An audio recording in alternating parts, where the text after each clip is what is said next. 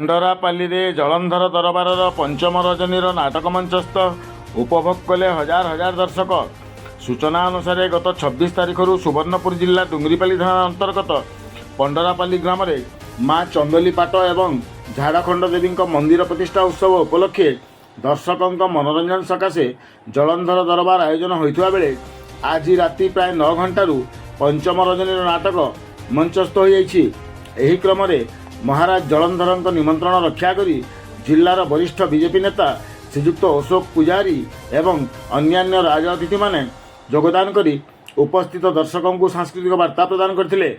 ମହାରାଜ ଜଳନ୍ଧରଙ୍କ ଅଭିନୟ ବିଳମ୍ବିତ ରାତ୍ରି ପର୍ଯ୍ୟନ୍ତ ଦର୍ଶକଙ୍କୁ ବାନ୍ଧି ରଖୁଥିବା ବେଳେ ବିଶ୍ୱ ପ୍ରସିଦ୍ଧ ବରଗଡ଼ ଧନୁଯାତ୍ରାରେ ଅଭିନୟ କରିଥିବା ପ୍ରଖ୍ୟାତ ମଞ୍ଚ ଅଭିନେତା ଭୁବନେଶ୍ୱର ପ୍ରଧାନ ମହାରାଜ ଜଳନ୍ଧର ଭୂମିକାରେ ଅଭିନୟ କରୁଥିବା ସୂଚନା ମିଳିଛି। ତେବେ ଦର୍ଶକଙ୍କ ମନୋରଞ୍ଜନ ସକାଶେ ନାଟକ ମଧ୍ୟରେ ରାଜ ନର୍ତ୍ତକୀଙ୍କ ଦ୍ୱାରା ପରିବେଶିତ ସମ୍ବଲପୁରୀ ନୃତ୍ୟ ଦର୍ଶକଙ୍କୁ ଭରପୁର ମନୋରଞ୍ଜନର ଖୋରାକ ଯୋଗାଉଥିବା ଦେଖିବାକୁ ମିଳିଛି।